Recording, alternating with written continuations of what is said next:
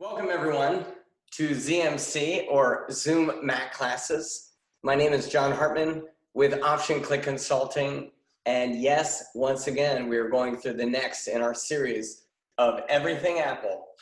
And today we're breaking new ground because this will be the first class I'm teaching a non-Apple product.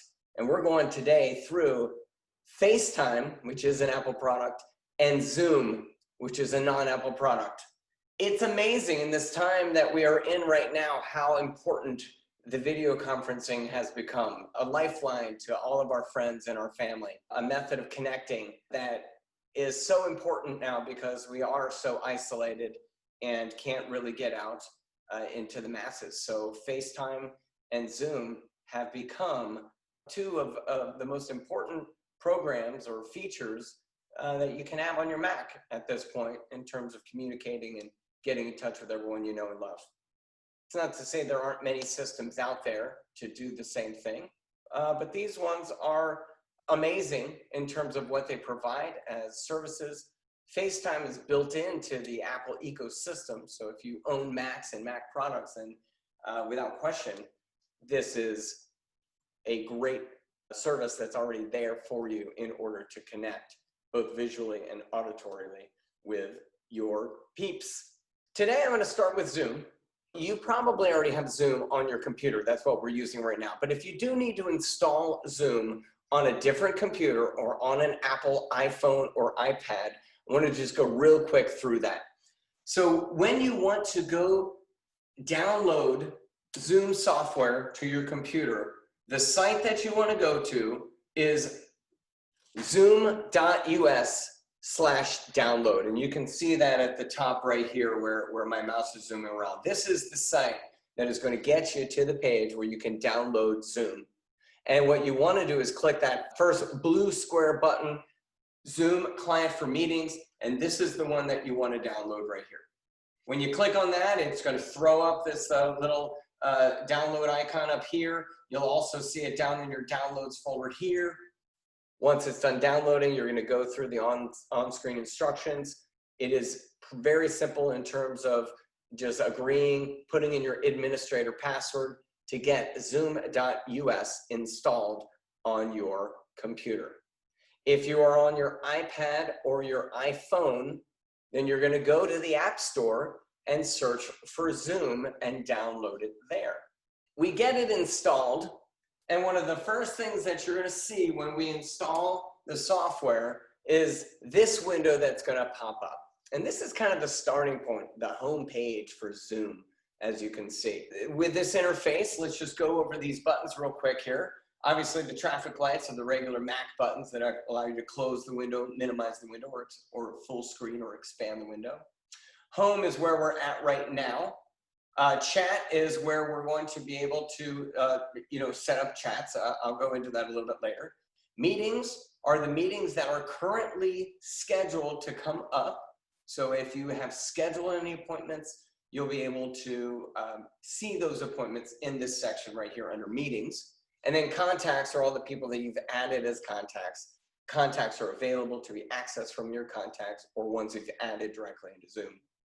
You have your search bar right here, and then you have your avatar right here. Your avatar is the person that you're currently logged into for this account. For example, I teach at Sausalito Library and Mill Valley Library. They have different logins for Zoom, and so when I teach a class from Mill Valley, I log into their account under my Zoom application here, and then I'm able to actually deliver the class to all of the students within that particular company, in this case, Mill Valley or Sausalito.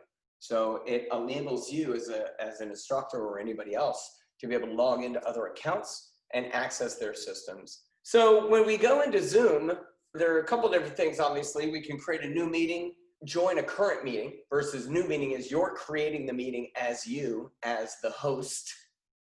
Then we have schedule, which allows us to schedule a future meeting. It might be a repeating meeting, or it might just be a one-off, but it's a way for you to schedule the meeting and have it show up in Zoom so that in this section right here, when you have scheduled meetings, it'll list all the different scheduled meetings right here so you know what you have coming up going forward. You also have the share button, share screen button, which allows you to share your screen to a different meeting. If you needed to sign in or sign out, you're just simply going to click on the avatar right here, which brings you to the button that's going to allow you to sign out. And then obviously knowing the credentials for the other account that you want to sign into, you would put those credentials in right there. You can only be signed into one account at a time, and the avatar should represent the account you're currently signed into. Going back here, this is what the interface looks like once we get into the call itself. And just going through the buttons here, I'm going to go into more detail for each of these buttons in a second. At the very top here, the letter I is for information. And this shows me the current information for this particular class. And it looks something like this. You have your name of your meeting that you're doing. You have your meeting ID. So this is the ID that when someone chooses to join meeting, they will type in this meeting ID. And then they will type in the password associated for that meeting ID that is listed right below that. There's the invite link. You can copy it and put it in an email and send it to whomever you want to Zoom with. Send out an email. It's got a blue hyperlink you can click on at the time of the meeting, and it allows you to join the meeting as soon as it's started. If you're in the middle of a Zoom call, you wanted to make sure that someone else was there, you can either call them up on the phone and say, hey, launch Zoom, here's the phone number or meeting ID, have them type it in and they can connect immediately. You could also just copy the link, send an email, and make sure that they have that link to this current meeting as well. So that is the information window right there. Going back to the interface once again, we saw the information window at the top. We can see that it's encrypted. That's what that green shield is at the very top. We can also see the full screen button over on the side here. So when you do the full screen button, throws it into full screen. So it gives you the maximum amount of your display in order to see the videos that are going on, whether it's from you and a single person or multiple people. You can have hundreds of people on a Zoom call, depending on your plan that you purchased. The full screen mode, obviously, when you have it in full screen mode, it's going to allow you to see the Zoom call and all of its participants in the best possible way. Let me go to the settings of Zoom. So typically when you click into Zoom in the menu bar at the top and go to preferences, you're going to get this section that comes up. It's also the same section that you get when you click on settings in the bottom bar as well of Zoom. And on the side here, you'll see all of the different customizations that we can do for our Zoom call. So under general, you'll see you have the ability to use dual monitors right here. You can enter full screen when starting or joining meetings. So basically, when you actually get into the meeting, does it immediately go to full screen or does it stay in its whatever position it currently is? You can copy the invite link when starting a meeting. So again, this is to get anybody else who might be late to the fray, or maybe you forgot to invite somebody, that is going to be helpful there. Ask to confirm when I leave a meeting, basic there. Show my meeting duration. That's actually a great one. I should actually have that check marked. That's a good one. So that'll give you the length of the meeting that you're doing. You can add Zoom to your menu bar. So at the very top, at the top, I think you can see this one.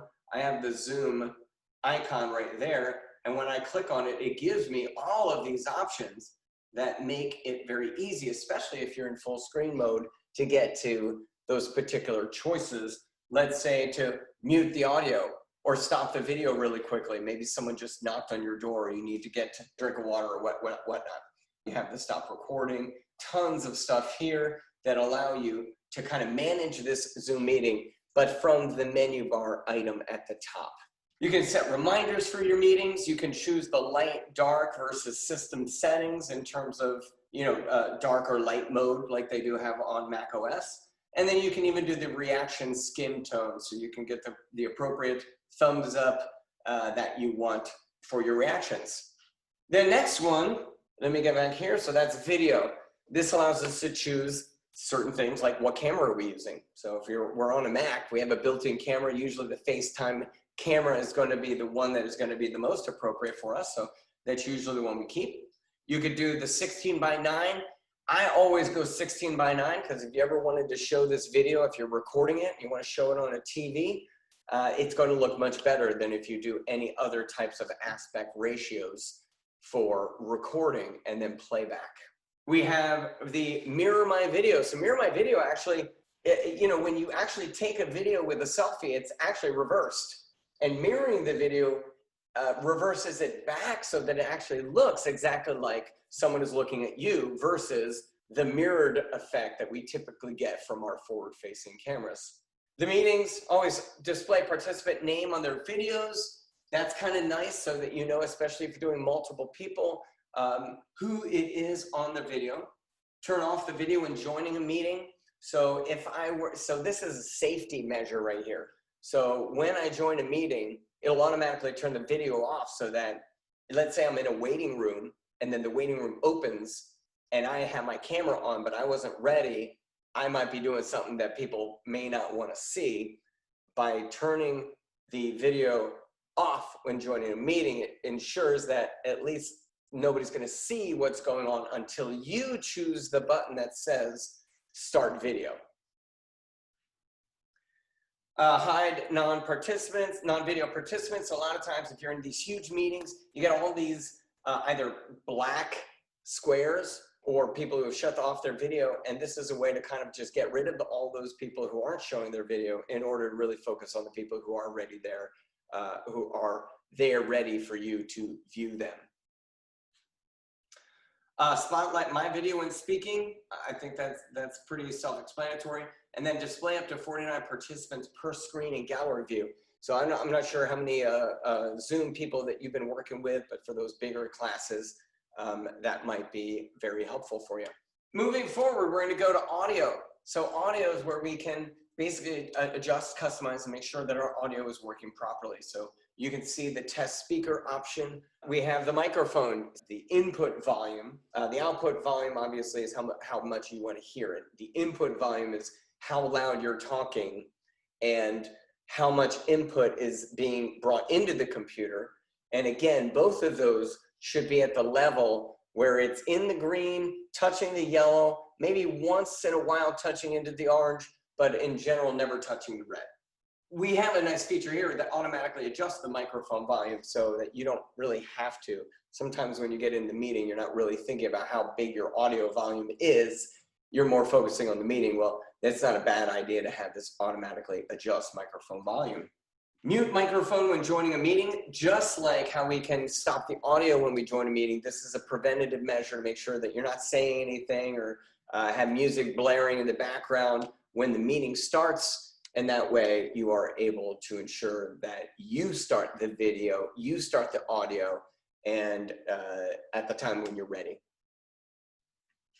And then this is a cool feature, press and hold space key to temporarily unmute yourself. So that's a really nice one. So in general, we want to be on mute because we don't want to affect everybody who's talking. But when we want to say something or interject, that's a really nice method.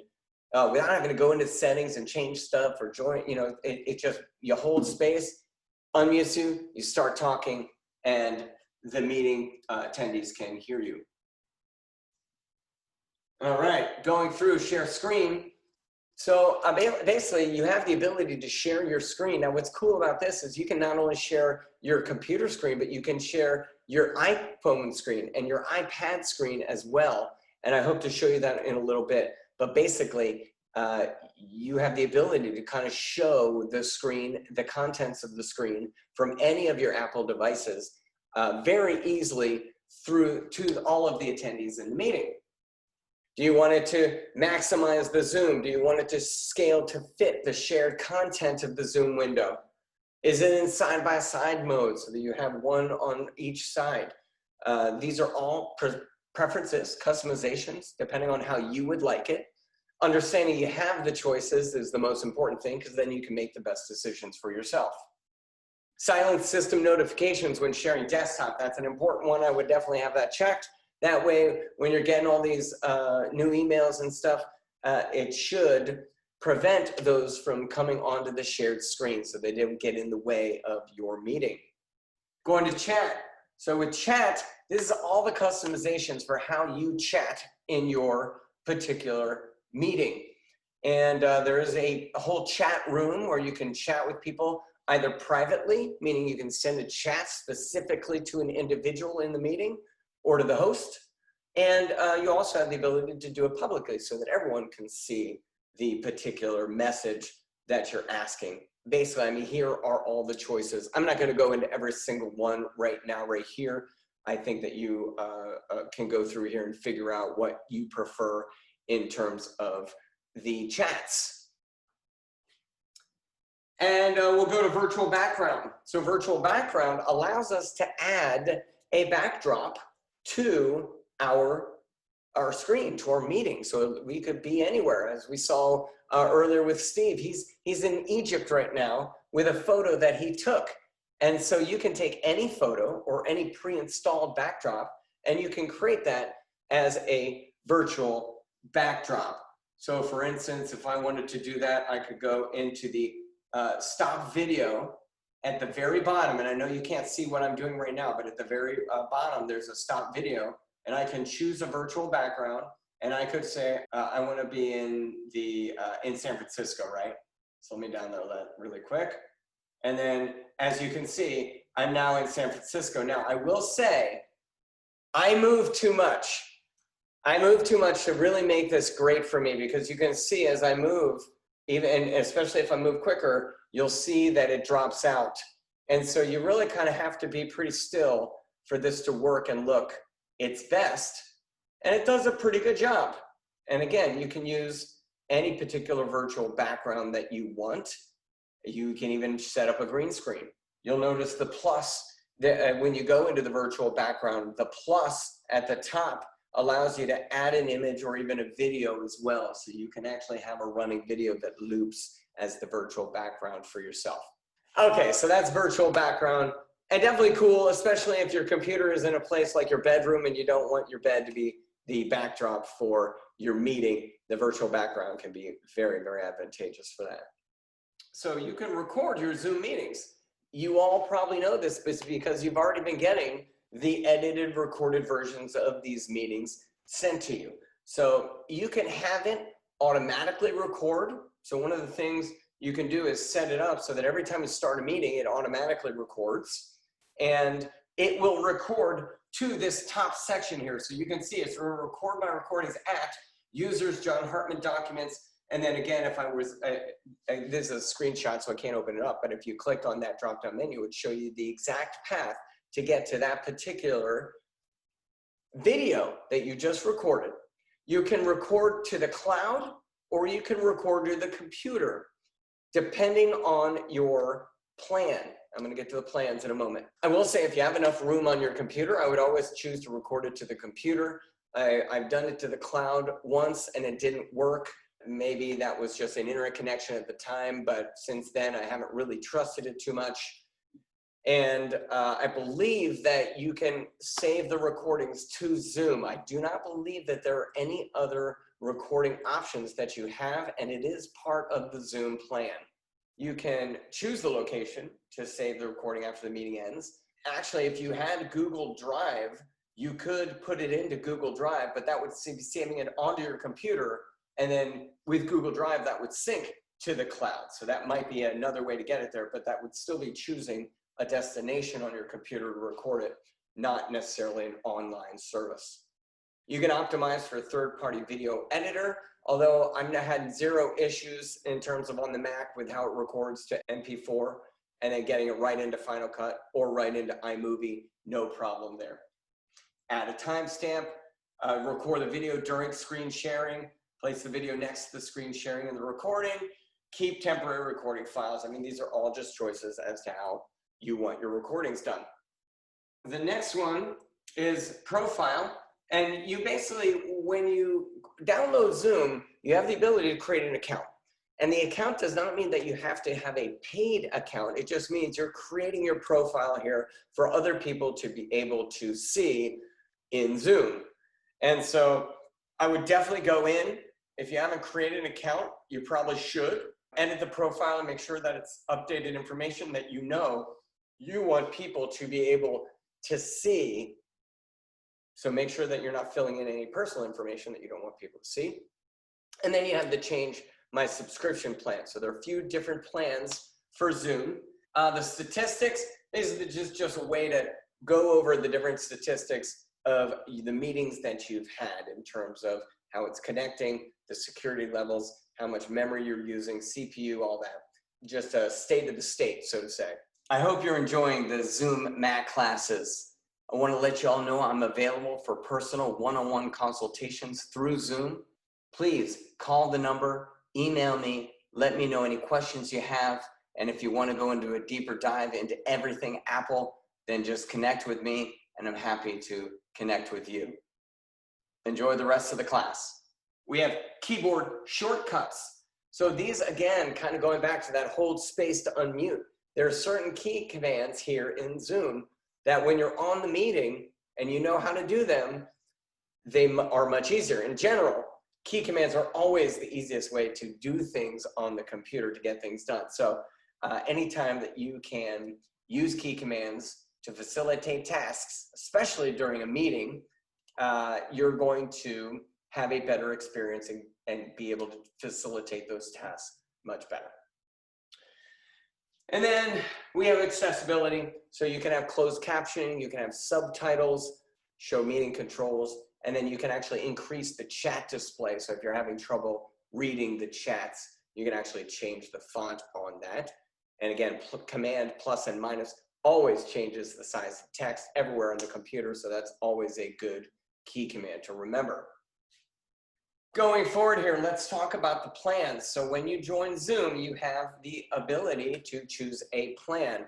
You will see there are 4 plans here.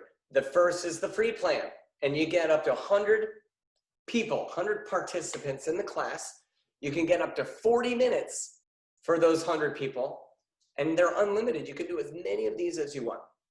That's a pretty good deal for anyone who wants to keep in touch with their family and who, you know, maybe you're a psychotherapist. You could even run your business here having 40-minute meetings and not have to pay Zoom any money.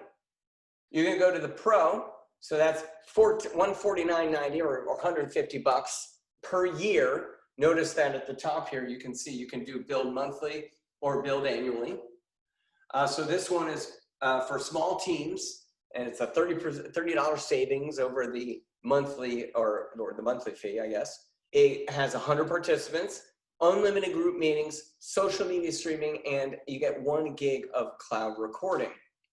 You go to the small and medium business, 200 bucks a year, 300 participants, single sign-on, and all of the other stuff, including company branding. And then you can go to the large enterprise, which is $200 a year, 500 participants, host up to 1,000 participants with the enterprise plan. You get unlimited cloud storage, dedicated customer success manager, and transcriptions of the meeting as well. So depending on what you need to do there will determine the plan that you want to get. But getting back to the interface, so this is probably going to look a little more familiar with you. I just wanted to go at the buttons at the bottom there. So we saw join audio allows us to mute the audio. The next one over where we are now is the video aspect. So this allows us to start the video or stop the video. So for instance, again, let's say someone knocks on the door, I might stop the video, maybe even mute it so I can answer the door, see who's there, and then I can come back and turn those back on when I need. You can also choose the virtual background from here and get into the same video settings that we saw earlier in this class when I was talking about. We then go to security. This allows us to lock the meeting. So let's say all the people that were in the meeting, I wanted in the meeting and I didn't want anybody else to join, I can lock the meeting. That prevents anybody else from getting into the meeting. Enable waiting room. So again, these are things when I'm the host. So this is when I've created the meeting and other people are joining, and that's very important to understand. When you're the host of the meeting, meaning you've created the meeting and everybody is joining your meeting, you have controls that other attendees or participants don't have. So we're assuming right now that I've started the meeting and these are my choices. The enable waiting room basically says that I can start my meeting now. And maybe I'm 20 minutes before the meeting is actually supposed to start. By starting the meeting now as the host, I'm enabling other people to also be able to join in. So regardless of when they join in, if I've enabled the waiting room and I have my meeting started, they can join in. And then when I'm ready, I will allow everybody to come into the meeting by inviting all or allowing all. And you'll see that in the participants window that we'll see in a moment. If I want people to be able to share their screen as the host, I need to ensure that under security, I click the button that says share screen. You might also want to check the button that says chat so that people can chat. Do you want people to rename themselves or unmute themselves? That's a personal choice based on you as the host of the meeting, what you want to have happen there. So that's security. Next button over, the green button at the bottom of your Zoom window is about sharing your screen. And when you click on that green button, you bring up this window right here. If your goal is to share your desktop, then you're going to leave desktop 1 highlighted, and you're going to click the blue share button in the bottom right-hand corner. You can also share a whiteboard, and you can also share your iPhone and iPad, and this is really cool. So if you need help on your iPhone or your iPad, you're going to choose iPhone, iPad right there, click share, and then on your iPhone, you're going to get into Control Center. So Control Center on mine, I swipe down from the top right, and then you go to the screen sharing here. And when you tap on screen sharing, one of the screen sharing options you will get is Zoom. And you tap on Zoom, and then all of a sudden, bam, you're sharing your iPhone screen over your Wi-Fi connection to your computer through Zoom, and that is really, really awesome. And I probably will show you that later today in terms of showing you FaceTime. Yeah, so I mean, those are the main features here. You have your Safari video, Zoom conferencing, Zoom class, you got your Zoom download center. These are all different windows open on my computer. Not really looking to share them right now. The main ones I think most people are going to use are the sharing of the desktop 1 and the iPhone, iPad, and maybe potentially the whiteboard if you want to be able to draw things on the whiteboard as you are doing your meeting. So that's sharing the screen. Remember, as the host, you need to ensure that you enable people to share the screen by going to security and clicking on the button that says allow sharing of screen.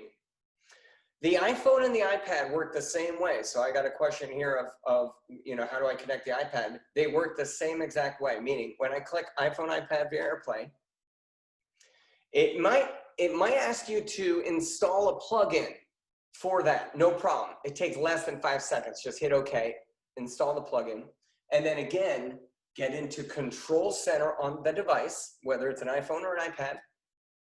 Look for screen mirroring. And you gotta tap on screen mirroring and then choose Zoom from screen mirroring. And then that will share the screen. All right, so that's screen mirroring. The next one, just wanted to show you participants chatting. So this is the participant screen right here at the top. Here's the chat down here. This is where you're allowed to choose who you want to send it to. So if you wanted to send a message, you can simply by choosing who you want to send it to, typing in the message and hitting return. You can see you can also share a file. All right, going to recording. So I think we saw, yeah, so when you click on that, so we just did the share screen button. When you click on record, you have the option to record on this computer or record at the cloud. Again, this is not the, I'm gonna record this every single meeting setting that we saw in the settings section. This is saying, oh yeah, I wanna record this right now. So you click record, and then again, I would probably record on the computer, but you do have the choice for recording on the cloud. And then finally, reactions. When you like something or thumbs up, you have the ability to just click on that to basically tell the group that you thought that was cool. When we want to start a meeting, we will either click new meeting, which means we're going to start our own new meeting, or we're going to click join, and that's how we get to a meeting.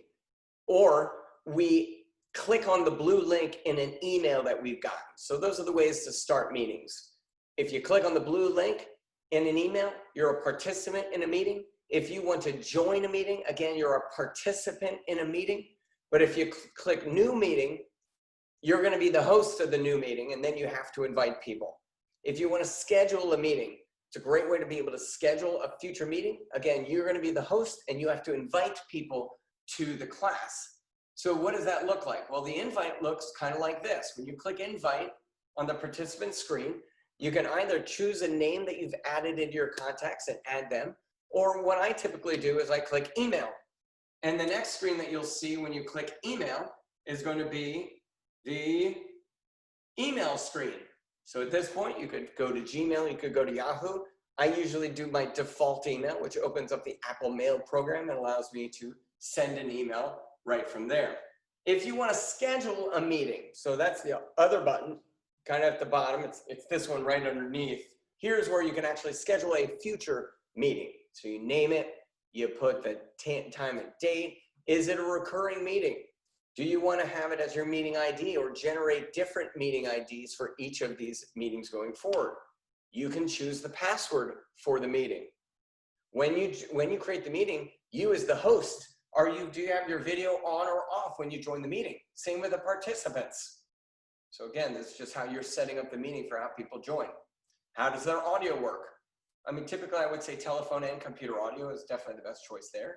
And when you add it to the calendar, what other calendars are you going to add it to? That's scheduling a meeting.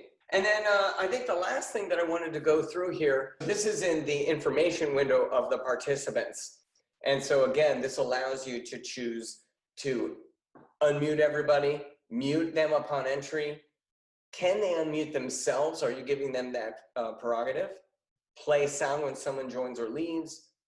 Allow them to rename themselves, lock meeting, enable waiting room. Again, all of these are ones that we saw in settings as well. That's Zoom. Hopefully I've given you some great information about that today, and hopefully you can take that with you going forward for your next Zoom meetings.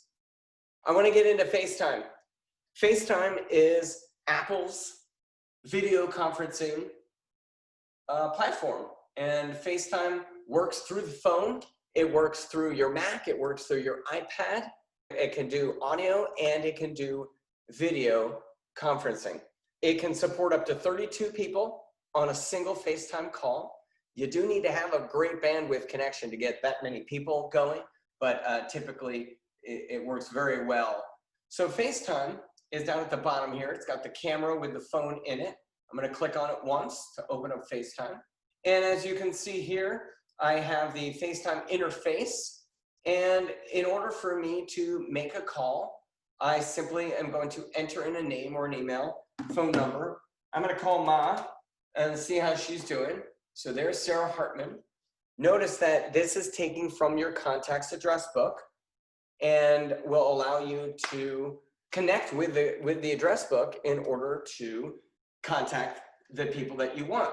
So I can do Sarah Hartman. Notice I still have my cursor in the field there, and if I wanted to contact any more people, I can simply by typing in the next name of the person that I wanted to do. So let's say I wanted to get with Laurie. There you go. So I have two people there now. And at the very bottom, you can see I have audio and video. So I could start an audio or a video conference at this point with both people. I'm going to take Laurie off just to save some bandwidth here. And let's just do a video conference with Ma for a moment so I can show you some stuff here. Hi, Ma. So we got Ma on the phone here. And so Ma, thank you for answering. I'm going to go through some of the tools here so that my class can understand what's going on.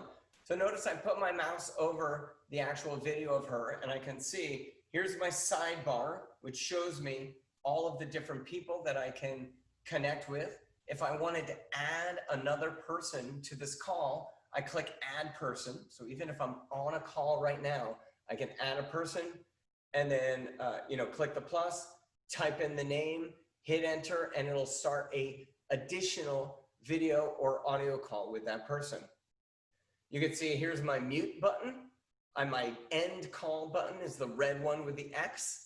If for some reason I needed to stop the video, I can always click the video camera with the line going through it. You'll notice at the top, my camera is off, so Ma can't see me right now. And then we have the full screen button here, which is the arrows that we see. You'll also see at the bottom left, we have this button down here, and this allows me to take a picture or a live photo of this screen as we see it. So if I wanted a picture of Ma, I click on it. It says you took a FaceTime photo. It also tells Mom on the other end that I took a FaceTime photo as well. So nobody can actually take a photo without you knowing that they took a photo of you from their end, which is kind of nice to know. You'll also see that we can move this around. We can actually move it to any of the corners in terms of your own photo. You can flip it around so that it's portrait versus landscape. And remember, depending on how they hold it on their end, whether it's portrait or landscape, determines whether you see their picture, portrait or landscape. Oftentimes you want to match what they do with what you do, because then it uses the full screen. The picture looks a lot better, and it's just a better experience in that regard. I wanted to go to FaceTime preferences here. You can see that these are the numbers that I can be reached. So right now in this particular account, these are the 2 email addresses that I can be reached at. Typically, you'll also see a phone number associated here. That is how your Apple ID on your computer can still accept a phone call FaceTime from someone who's calling from their phone. The phone number gets matched to the Apple ID, and that's what sends that call to your computer or your iPad, which typically does not have a phone number. So that is one of the greatest things that Apple did, in my opinion, was be able to relate those two together, because it allowed all of the devices to work together in terms of the service. You can see the automatic prominence for speaking. You can see the start new calls from, ringtone, location, default for calls. These are all personal preferences, but definitely have a huge impact on how you experience FaceTime. Now, FaceTime on the phone is no different. Typically what I'll do on the phone, and Ma, I'm gonna hang up on you right now. I'm gonna call you from my phone, okay? I love you. So I click the red ball, I click end call, and that has ended the call. So now I'm gonna actually share my screen from my phone. So I'm gonna go to a new share at the bottom of the Zoom window.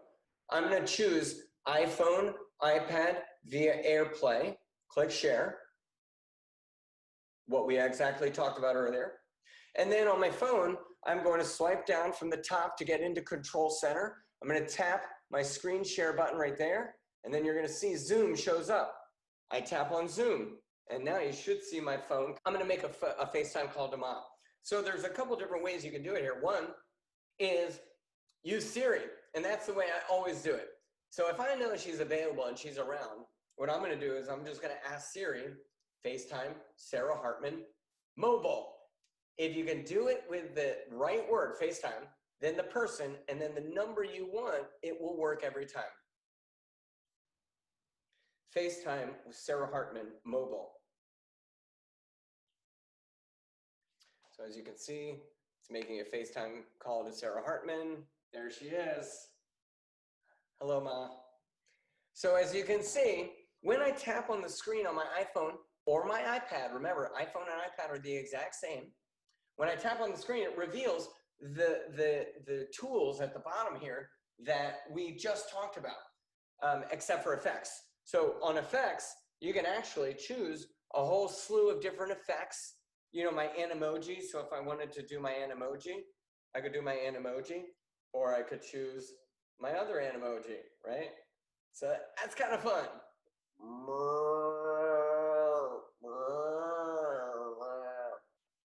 Oh my God, I could play with this all day. So fun. All right, so that's effects, as you can see. You can even do like typing, so you can type text on it. Hi, Ma. So the effects, and you just gotta go through all of them. There's no way not to you gotta try it out. There's no way I can explain everything to you but without you actually doing it yourself with your own hands, on your own phone, with your own FaceTime call. All right, so that is effects.